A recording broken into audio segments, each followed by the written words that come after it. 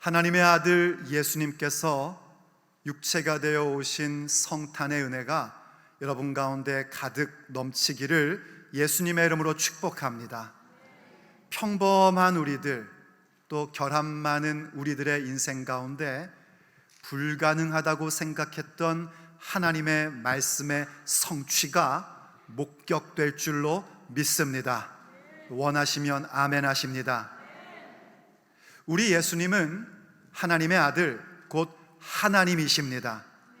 성경의 표현대로 하자면, 빌립보서의 표현대로 하자면 하나님은 근본, 예수님은 근본 하나님의 본체이십니다. 히브리서의 표현대로 하자면 예수님은 하나님의 광채시며 그 본체의 현상이십니다. 그야말로 예수님은 하나님의 아들, 곧 하나님이십니다. 그러한 하나님께서 그 높고 높은 보좌를 떠나 이 땅 가운데 사람이 되어 육신을 입고 오신 날을 기념하는 것이 바로 성탄절입니다. 우린 바로 그렇게 하나님이신 예수님께서 우리를 위하여 아버지의 뜻을 이루시고자, 아버지의 계획을 이루시고자 온 것을 알고 있습니다. 아버지의 뜻은 다른 것이 아닙니다. 바로 그렇게 오신 우리 예수님을 믿는 자마다 하나님의 자녀되는 권세를 주시고 영생을 얻게 하시는 것이 아버지 하나님의 뜻입니다. 바로 그 뜻을 이루고자 오신 것이 성탄이요, 그렇기 때문에 성탄은 하나님께서 우리에게 베풀어 주신 은혜입니다. 예수님은 그렇게 그 은혜 주시고자 육신으로, 사람으로 이 땅 가운데 오셨습니다. 그때 예수님께서 사람으로 오셨다는 것은 여느 신화 속에서 이야기하는 것처럼, 사람들이 만든 신들의 이야기처럼 잠깐 사람인 척하는 것이 아닙니다. 완전히 사람이 되신 겁니다. 그래서 우리의 믿는 바 예수님은 어떤 분이신가? 그분은 온전히 하나님이시고 그리고 동시에 온전히 사람이십니다. 믿으시면 아멘 하십시오. 어떻게 그런 일이 있을 수 있는가? 하나님이시기 때문에 가능한 일이고, 그것은 논리가 아니라 믿음의 내용입니다. 예수님은 온전히 하나님이시고 온전히 사람이십니다. 그 부분에 온전히 사람이심을 우리에게 확증코자 성경은 예수님을 혈통적으로는 다윗의 자손으로 나셨다고 로마서 1장 3절에서 우리에게 가르침을 주고 있습니다. 그리고 특별히 마태복음은 아브라함과 다윗의 자손 예수 그리스도의 계보다, 세계다, 혹은 족보다 이렇게 얘기함으로써 예수님께서 하나님이 택하신 아브라함과 다윗의 혈통을 통하여 오셨음을 확실하게 얘기해 주고 있습니다. 바로 예수님께서 나심에 대한 부분들을 우리에게 마태복음의 족보를 통해서 가르쳐 주고 있는 것입니다. 물론 이 족보를 읽다 보면은요, 어떤 분들이 그러시더라고요. 구약 성경 탁 읽다가 어디 가보니까 사람 이름만 계속 나오더래요. 죽고 이렇게. 그래서 야, 이거 못 읽겠다, 신약부터 읽자 그랬더니 세상에 펼치자마자 낳고 계속 사람 이름만 나오더래요. 그래서 너무너무 지루하더랍니다. 맞아요, 여러분. 그 이름만 쭉 나열되어 있는 것이 굉장히 지루해 보일 수 있습니다. 그런데 그 족보가 단순히 예수님의 나심에 대한 족보만이 아니라 믿음의 사람인 우리의 족보라는 사실을 아셔야 됩니다. 그래서 그 수많은 이름들을 쭉 기록해 놓는데, 그렇게 기록을 하다가 사실은요, 이 마태가 16절에서 그리스도께서 나시니라, 예수께서 나셨더라 해놓고 곧장 18절로 가서 예수 그리스도의 나심은 이러하더라 하며 요셉에게 임한 하나님의 은혜에 대해서 기록해 주어도 굉장히 자연스럽게 흘러가는 겁니다. 그런데 마태가 굳이 17절에서 우리가 읽은 바와 같이 이렇게 기록해 놓고 있는 겁니다. 그런즉 모든 대수가 아브라함부터 다윗까지 14대요, 다윗부터 바벨론으로부터 사로잡혀갈 때까지 14대요, 바벨론으로부터 사로잡혀간 후부터 그리스도까지 14대더라 하고 그렇게 기록을 해주고 있습니다. 이 지루해 보일 수 있는 예수님의 족보에 대해서 정돈을 하는데 세 개의 시대로 나누고 각각 14대더라 하고 이야기를 해주고 있습니다. 이 족보가 우리 믿음의 족보라는 사실을 들어본 적은 있으실 겁니다. 근데 왜 그게 믿음의 족보가 될 수 있는가 하는 것이 여기에 한 문제점에서 시작을 합니다. 이건 참 아이러니입니다. 이 족보 속에 있는 하나의 문제점이 이것이 바로 우리 믿는 자들의 족보임을 확증해 주는 것이 됩니다. 그건 이런 겁니다. 분명히 14대 14대 14대라고 했는데 지금 여러분들이 아무리 세어봐야 안 되고 집에 가서 해보십시오. 꼼꼼히 세어보면은 그게 아니라 14, 14, 13에 불과합니다. 14대 14대 13대다. 그러니 이건 좀 문제가 있다, 결함이 있다 라고 주장을 합니다. 그러자 어떤 학자들이 얘기합니다. 그거는 유대인의 족보를 읽는 법을 몰라서 그렇다, 그 대수 세는 법이 틀려서 그렇다. 이건 오히려 14, 14, 13의 문제가 아니라 14, 15 그리고 14의 문제다라고 얘기를 합니다. 그래서 어떤 분들은 얘기합니다. 그게 아니다, 이건 그저 마태가 얘기한 대로 14, 14, 14이 맞다. 왜냐하면 아브라함으로부터 다윗, 다윗부터 바벨론, 바벨론으로부터 그리스도까지 이렇게 얘기할 때 사람의 이름은 아브라함과 다윗밖에 나오진 않습니다. 그리고 그 다음 다윗부터는 어떻게 얘기하냐면 바벨론으로 포로로 잡혀갈 때까지, 그리고 포로로 잡혀간 후부터, 포로에서부터 돌아올 후부터 그리스도까지라고 표현을 하는 거예요. 그래서 이 바벨론 시기라는 것을 애매모호하게 얘기해서 그 시대에 나오는 사람인 여고냐가 과연 여기에 낄 거냐 저기에 낄 거냐 둘 다 넣을 거냐, 이 문제를 가지고 논란들이 있는 겁니다. 애시당초 이 문제가 왜 나왔는가? 본래 이 족보에 나오는 사람들의 이름의 명수가 41명에 불과하기 때문입니다. 아마 계산이 빠르신 분들은 얼른 간파하셨을 겁니다. 41명의 명단으로는요 14, 14, 14세대를 만들 수가 없습니다. 적어도 42명이 필요합니다. 게다가 아브라함부터 예수님까지의 그 족보는 누가복음에 의하면 56세대입니다. 56명의 사람이 나온단 말이에요. 그런데 마태는 과감하게 다른 사람들을 다 잘라내며 14, 14, 14대다 했는데 세하려 보니 41명의 사람밖에 없는 거예요. 왜 마태는 자꾸 이 14라는 숫자를 강조했는가? 성경에서는 그 내용이 안 나오지만 우리가 예측할 수 있는 게 있습니다. 유대인들은요 이 숫자의 의미에 대해 굉장히 민감합니다. 그래서 완전 숫자인 7의 배수인 14이 3번씩 오는 것을 통해서 예수님의 구원자 되심, 그리스도 되심의 완전함을 표현하는 것이다 라는 해석이 있고요. 또 하나의 해석은 그 역사 속에 가장 중요한 다윗이라는 인물, 그 사람의 이름 히브리 철자, 자음자 3개를 더하면 14다라는 의견이 있습니다. 이 히브리어라는 것은요 그 당시의 숫자는 우리가 쓰는 아라비아 숫자가 없었습니다. 그래서 히브리어의 알파벳에는 각각 숫자가 있어요. 뭐 예를 들어 알렙, 우리에게 A에 해당하는 그 알파벳은 1이고 베트는 2고 뭐 이런 게 있단 말이죠. 그래서 다윗이라는 세 철자를 합하면 14자다라고 얘기를 하고요. 또 어떤 사람은 아니다, 14의 마지막 마무리한 사람이 그 다음 새로운 세대를 여는 것처럼 마지막 그리스도께서 14대 마무리를 하시면서 예수님을 통하여 복음의 시대, 바로 구원받는 교회의 시대의 출발을 얘기하는 것이다 라고 얘기합니다. 다 그럴듯한 얘기입니다. 다 좋은 얘기예요. 한마디로 얘기해서 예수 그리스도께서 구원자이시고 그리스도이시며 그리스도로 말미암아 새로운 시대가 열렸다, 이런 얘기입니다. 이것을 위하여 14대 14대 14대를 말했다는 거예요. 아니 그러면 마태께서 좀 42명의 명단을 명확하게 하셔가지고 이런 논란이 없게끔 하시지, 왜 이러셨는가? 산수를 임영희 목사처럼 잘 못해서 그러셨나? 그렇지 않습니다. 이 마태는 원래 직업이 수에 능한 세리 출신입니다. 그가 이 셈에 실수할 리가 없습니다. 더군다나 이것은 마태가 그저 끄적이며 쓴 일기장이 아니라 성령의 감동 가운데 기록한 하나님의 말씀입니다. 그럼 여기에는 실수라는 것이 있을 수 없는 겁니다. 그런데 왜 41명의 명단만을 넣는가? 이유는 이렇습니다. 바로 그 완전한 그리스도의 은혜와 오심과 그 새로운 출발은 그 비어있는 한 사람의 이름 속에 내 이름이 들어가야 하기 때문입니다.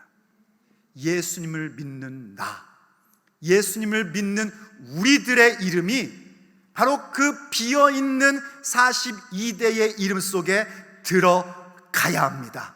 그때 이 족보의 완성이 이루어지는 것이고, 바로 그렇기 때문에 우리는 믿음의 조상 아브라함의 후손이라고 말하며, 이 족보가 단순히 예수님의 육신으로 낳으신 족보가 아니라 우리들의 믿음의 족보라고 고백하게 된 것입니다. 그러니 이 족보가 지루할 리가 있겠습니까?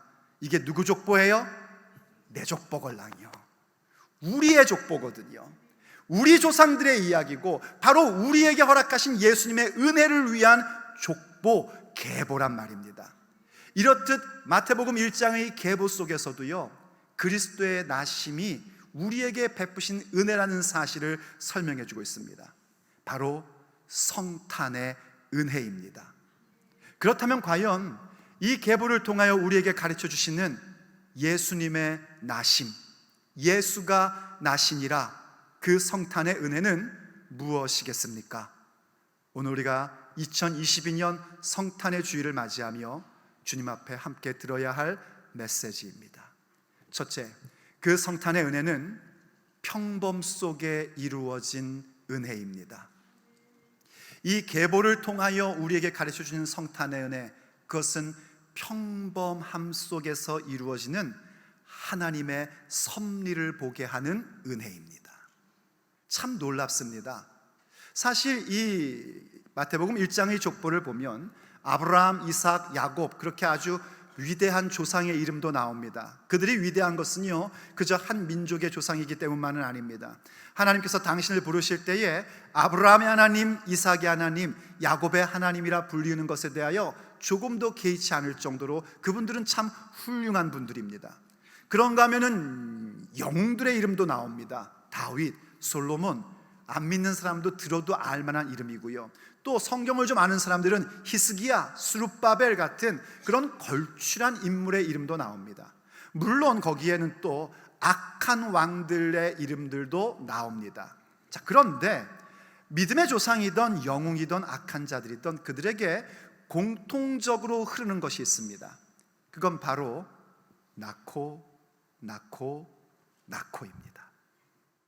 그 지루해 보일 만큼 반복되는 나코. 이것은요, 모든 사람이 경험하는 가장 평범한 일입니다. 오늘 여기 있는 여러분들 가운데 이 방식으로 계시지 않은 분은 단 한 분도 없습니다. 전부 다 누군가가 나아서 존재하고 있는 것입니다. 그런데 어떤 줄 아십니까? 우리 예수님도 그 나코의 리스트 가운데에 이 땅에 오십니다. 16절을 보세요. 야곱은 마리아의 남편 요셉을 낳았으니 마리아에게서 그리스도라 칭하는 예수님께서 나시니라. 예수님이 분명히 하나님의 아들이지 않습니까? 하늘에서 이 땅 가운데 오신 겁니다. 그런데 예수님이 하늘에서 백마 타거나 구름 타고 천사같이 그렇게 오시지 않으셨습니다. 여느 신화 이야기처럼 물속에서 저벅저벅 걸어 나오지도 않으셨습니다. 땅에서 솟아오르지도 않으셨습니다. 저와 여러분과 똑같이 마리아의 뱃속에서 10달 동안 계시다가 어린 아기로 낳으셨습니다. 어린 아기. 누구처럼 태어나자마자 몇 발자국 걷고 하늘을 가리켜 그런 거 없습니다. 그냥 태어나셔서 강보에 쌓여 구유에 누이셨습니다. 아주 지극히 평범 속으로 오셨습니다. 그래서 성탄의 은혜는 평범 속에 임한 하나님의 은혜입니다. 그럼 왜 예수님께서 그렇게 하셨을까요? 누가 봐도 하나님의 아들인 것이 확인되도록 좀 근사한 모습으로 오시지, 왜 그렇게 아주 초라한 모습으로, 아니 평범보다 더 못한 모습, 사실 그 평범은 궁궐의 평범이 아니었습니다.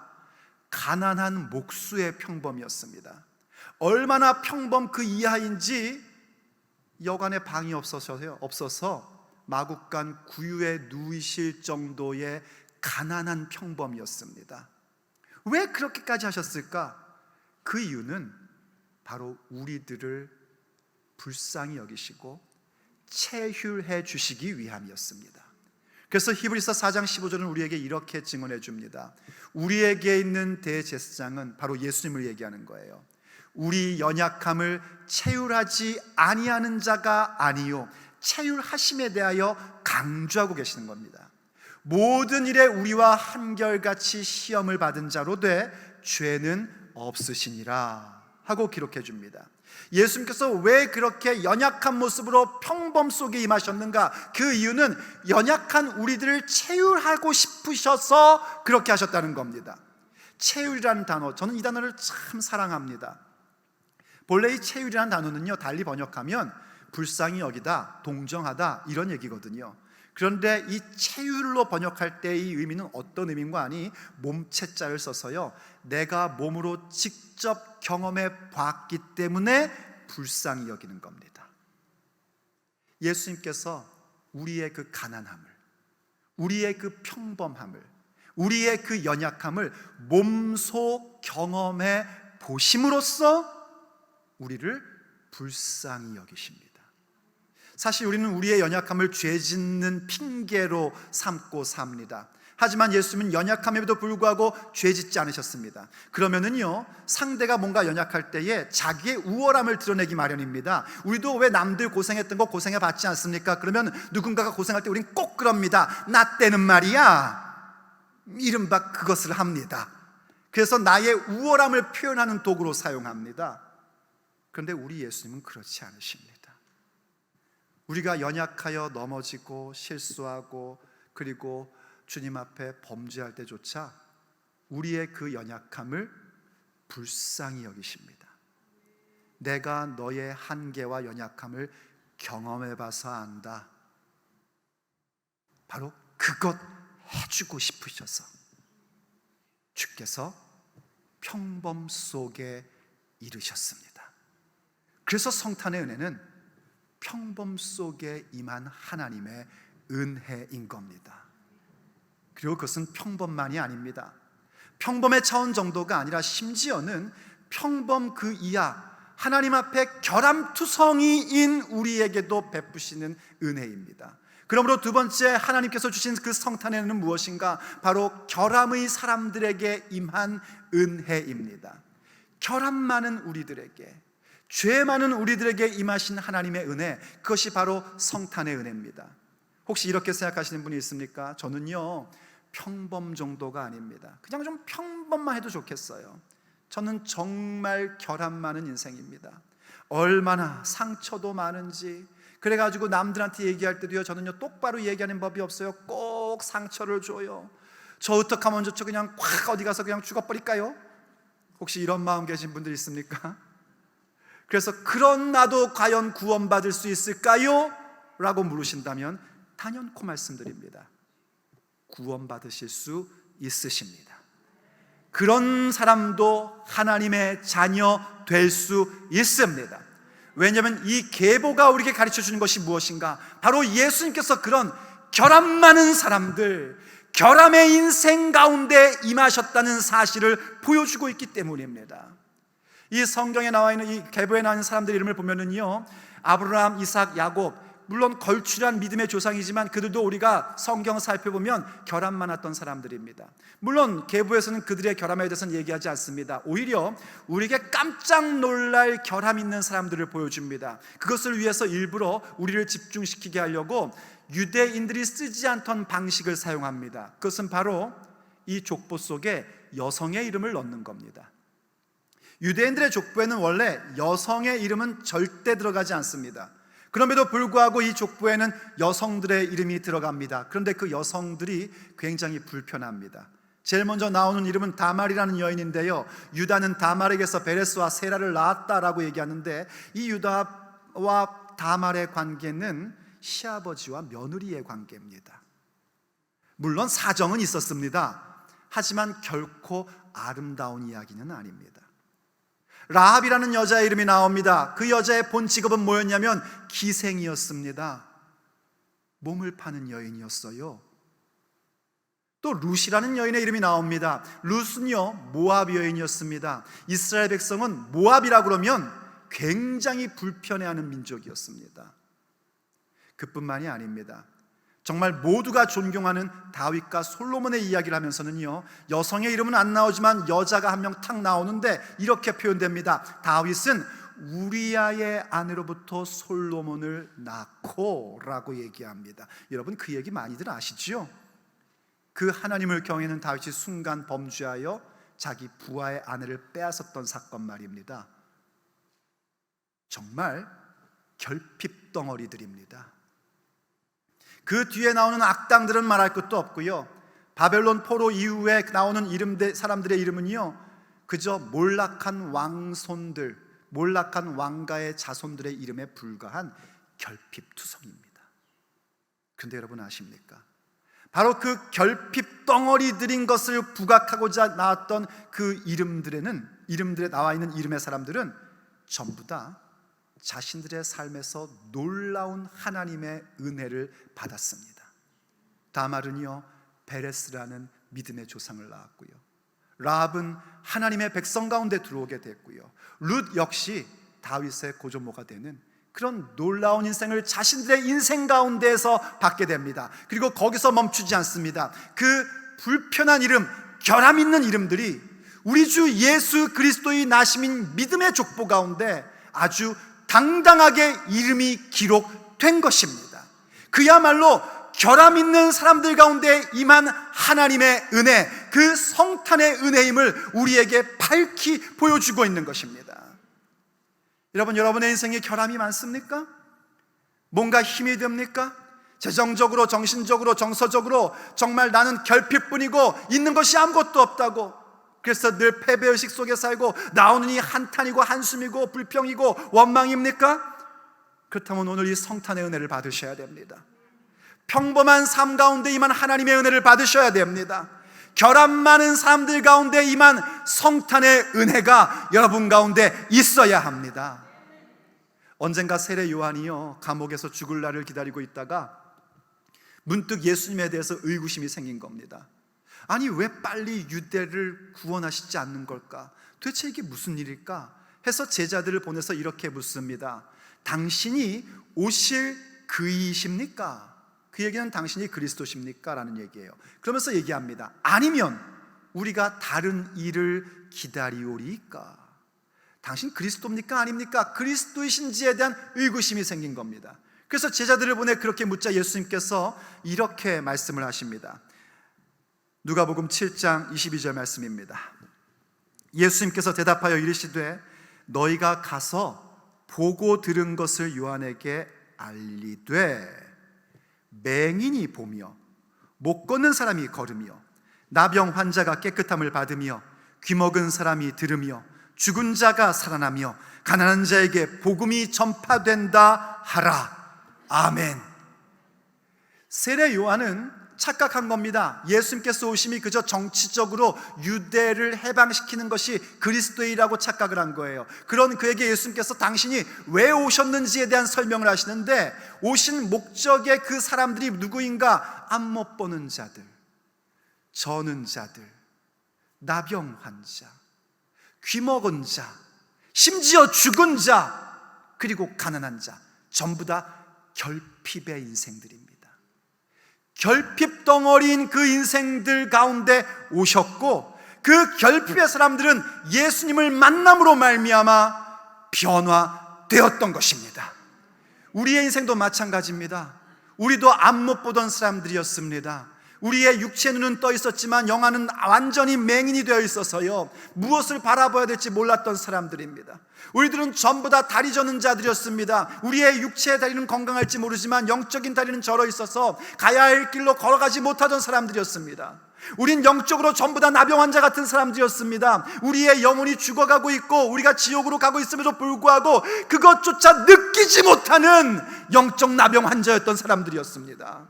우린 듣지 못하던 사람들이었습니다. 하나님께서 모든 자연 만물을 통해서, 또 교회를 통해서, 목사들을 통해서 이렇게 말씀하시고 계심에도 불구하고 들리지 않던 기먹었던 사람들입니다. 우린 죽은 자들이었습니다. 하나님과 완전히 단절되어 있는 죽음의 사람이었고, 우린 그야말로 가난한 자들이어서 있는 거라고는 불평 원망밖에 없는 그런 인생들이었습니다. 그런 결핍의 인생 가운데에 예수님께서 나셨습니다. 예수님의 은혜가 임한 것입니다. 예수님이 친히 말씀하셨죠. 건강한 자에게는 의원이 쓸데없고 병든 자에게라야 쓸데있느니라. 나는 의인을 부르러 온 것이 아니라 죄인을 부르러 왔노라. 아멘. 우린 전부 다 죄인입니다. 누구를 탓할 것도 없고요, 누구랑 척질 것도 없습니다. 내 존재 자체가 결핍된 사람이고 결함 덩어리인 사람입니다. 그래서 성탄의 은혜가 필요합니다. 결함 있는 사람에게 임하신 은혜, 그 성탄의 은혜가 우리에게 임함으로 말미암아 우린 더 이상 눈먼 자, 귀먹은 자, 절름발이, 나병 환자, 죽은 자, 가난한 자가 아니라 이젠 보아야 할 것을 볼 줄 알게 되고 들을 것을 들을 줄 알게 되고 걸어가야 할 길을 걸어갈 줄 알게 되는 생명을 가진 자, 생명을 가진 자, 하나님의 부유함을 가진 자로 세워진 것입니다. 원하시면 아멘 하십시오. 그것이 성탄의 은혜입니다. 결함의 인생 가운데 임하신 은혜, 그 성탄의 은혜가 우리 가운데 오늘도 있습니다. 그럼 그것이 어떻게 이루어졌을까요? 어떻게 그렇게 결함 많은 우리의 인생 가운데, 평범하고 결함 많은 우리의 인생 가운데 그런 놀라운 은혜가 임했을까요? 그것은 바로 하나님에게는 능치 못하심이 없기 때문입니다. 그러므로 마지막 성탄의 은혜는 바로 불가능을 가능케 하신 은혜입니다. 불가능한 일들을 가능케 하신 은혜, 불가능한 사람을 가능케 하신 은혜, 그것이 바로 성탄의 은혜입니다. 사실 우리가 앞에 살펴봤던 그런 여인들의 이름들, 그 악한 사람들의 이름들, 그러한 계통을 통하여 예수님이 나셨다는 것도 불가능한 일인데 이루어진 일입니다. 그런데 그 정도로는 안 되고 이제 확실한 것을 주께서 보여주십니다. 바로 그리스도께서 마리아에게서 나심을 이야기해 줍니다. 그 16절은요, 야곱이 요셉을 낳았으니, 그리고 나서 요셉이 예수를 낳고라고 하지 않습니다. 그냥 마리아에게서 예수라는 마리아에게서 그리스도라는 예수가 나시니라 하고 기록해 줍니다. 이 얘기는 뭐냐면 창세기 3장에 바로 여자의 후손의 성취가 예수님이심을 얘기하는 겁니다. 그 앞엔 전부 다 남자가 낳고입니다. 그러다가 예수님 와서는 요셉으로 딱 끝나고 마리아에게서 그리스도라 칭하는 예수가 나시니라 함으로써 예수님이 바로 여자의 후손 진정한 그리스도이심을 우리에게 확증해 주는 겁니다. 근데 그때 마리아가 누군가? 동정녀 마리아입니다. 여러분, 동정녀 탄생을 믿으십니까? 확실히 일부보다 소리가 적은데요. 동정녀 탄생 믿으십니까? 역시 안 믿는 분들이 많군요. 안 믿는 분이 정상입니다. 믿는 분들은 뭔가 하나님께 사로잡힌 사람들입니다. 어디 동정녀가 애를 낳습니까? 말도 안 되는 일이죠. 그야말로 불가능한 일입니다. 그런데 예수님의 나심은 무엇인가? 그 불가능이 가능으로 이루어진 것입니다. 바로 가브리엘 천사가 마리아를 찾아왔을 때 얘기합니다. 은혜 받은 자여, 하나님이 너와 함께 하시도다. 그때 그 은혜 받은 자여라는 표현은요, 그냥 우리가 오늘 은혜 받았어요 이런 얘기가 아닙니다. 하나님의 특별한 favor, 하나님의 특별한 은총을 받은 자여, 이런 표현이거든요. 마리아가 그 얘기를 듣자요, 자기는 평범한 한 여인인데 어떻게 나한테 이런 인사가 있을 수 있지 하고 의아심을 가졌었습니다. 근데 이어지는 가브리엘 천사의 얘기는요, 가히 이 마리아에게는 충격인 얘기였습니다. 이렇게 얘기합니다. 네가 아들을 낳을 것인데 그 이름을 예수라고 해라. 그는 지극히 높으신 분의 아들이시며 영원한 보좌를 가지실 진정한 왕이시다 라고 얘기한 겁니다. 아니, 나 같은 사람에게 그런 일이 일어나는 것도 놀라운데 지금 마리아는 어떤 상태냐면요, 정혼을 한 상태고요, 아직 남자와 한 번도 자본 적이 없는 여자입니다. 그래서 말한 거예요. 내가 남자를 알지 못하는데 어떻게 이런 일이 일어난단 말입니까? 일어나서도 안 되는 일이고 일어날 수도 없는 일이었습니다. 그런 그에게 천사가 이렇게 얘기를 합니다. 누가복음 1장 37절. 대저 하나님의 모든 말씀은 능하지 못하심이 없느니라. 아멘. 그러자 마리아가 답합니다. 마리아가 이르되 주의 여종이오니 말씀대로 내게 이루어지이다 하매 천사가 떠나가니라. 주의 말씀에는 능치 못하심이 없느니라. 바로 이 말씀이 이루어진 것이 그리스도 예수님의 나심입니다. 불가능한 일이 이루어진 것입니다. 그래서 우리는 그 주님의 말씀 앞에서 마리아처럼 반응할 줄 알아야 됩니다. 나는 주의 종이오니 말씀대로 이루어지이다. 하나님의 말씀에는요, 능치 못하심이 없습니다. 왜냐하면 하나님은 전능자이시며 그분의 말씀에 언제나 신실하신 하나님이시기 때문입니다. 그야말로 그리스도의 나심은 불가능이 가능케 된 은혜입니다. 평범하기만 하고 결함투성인 우리의 인생이 그렇게 변화되며 성장하며 하나님의 말씀에 성취를 받을 수 있는 일은요, 불가능한 일인데 주께서 말씀하셨기에 불가능이 가능케 된 것입니다. 그것이 바로 성탄의 은혜입니다. 그 성탄의 은혜가 우리에게 있어야 됩니다. 그러니 사랑하는 여러분, 주님 앞에 고백하십시오. 나는 주의 종이오니 말씀대로 이루어지이다. 여러분이 살아가며 만나고 있는 불가능의 일들, 이건 안 된다고 생각했던 일들, 그 일들이 가능으로 이루어지는 것을 보게 될 것입니다.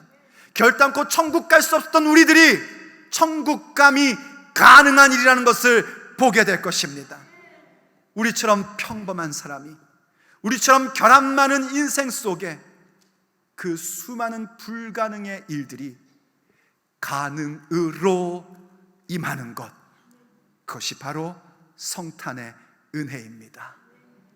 사랑하는 성도 여러분, 우린 이 성탄의 은혜가 필요합니다. 이 성탄의 은혜가 있었기에 여기 이 자리 가운데 있는 것이고, 이 성탄의 은혜, 평범 속에 이루어 주시고 결함 많은 나 같은 사람 가운데 임하신 그 은혜, 그래서 불가능을 가능케 하신 그 성탄의 은혜가 있어야 앞으로 이 믿음의 여정도 갈 수 있게 될 것입니다. 그러므로 이 성탄의 은혜가 여러분 가운데 가득 임하기를 예수님의 이름으로 축복합니다. 그래서 오늘도 주님 앞에 찬미하며 나가기를 원합니다. 우리가 바로 이 은혜, 성탄의 은혜가 있었기에 지금까지 살아온 것이고 또 앞으로도 살아가게 될 것입니다. 그리고 주님 앞에 또 그렇게 서게 될 것입니다. 그리고 주님 앞에 서게 되면 우린 그렇게 고백할 겁니다. 그것도 역시 하나님의 은혜로 오늘 내가 여기 있습니다 하고 고백하게 될 겁니다. 그러므로 오늘 우리 하나님의 은혜, 주의 은혜라 함께 찬미하면서 한번 생각해 보길 바랍니다. 또 주님 앞에 기도의 제목을 잡기를 원합니다. 오늘 성탄이지만 또 2022년 마지막 주일입니다. 오늘까지 보내온 것 다 주님의 은혜임을 고백하면서 우리 또다시 성탄의 은혜를 구하십시다. 그 성탄의 은혜로 불가능한 내 삶에 가능을 보여주시는 하나님의 역사를 체험하며 가기를 원합니다.